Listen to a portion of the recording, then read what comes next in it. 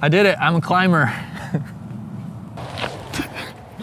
I'm terrible at climbing trees. I admit it.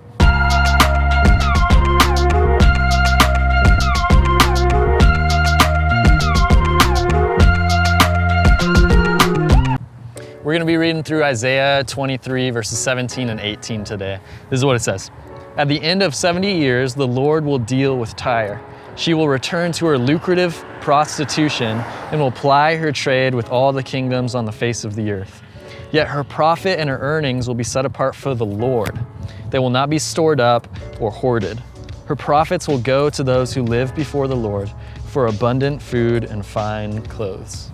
So in the verses right before these, God tells Judah that this nation, Tyre, it's a powerful nation, very rich and very lucrative. This nation is going to be completely destroyed by God. But in the verses that we just read, God is saying it's not going to stay destroyed, but instead God's actually going to build the nation of Tyre back up. But this time it's going to be a little bit different.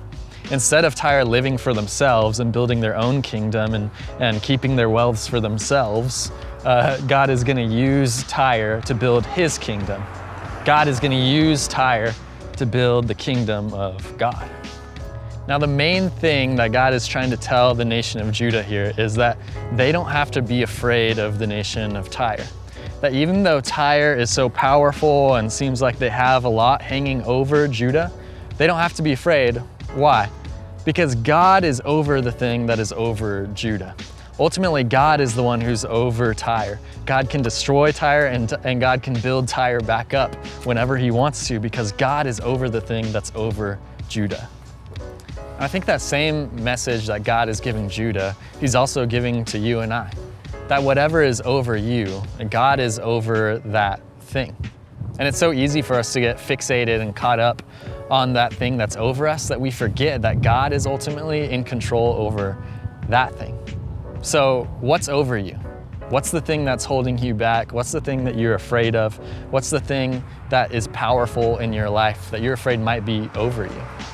This week, I'd like to remind you that God is over that thing, and that because of that, we don't have to be afraid. Continue to look to God and his kingdom, because ultimately no kingdom can stand against his, and ultimately God is going to use those things to build his kingdom, and you and I get to be a part of it.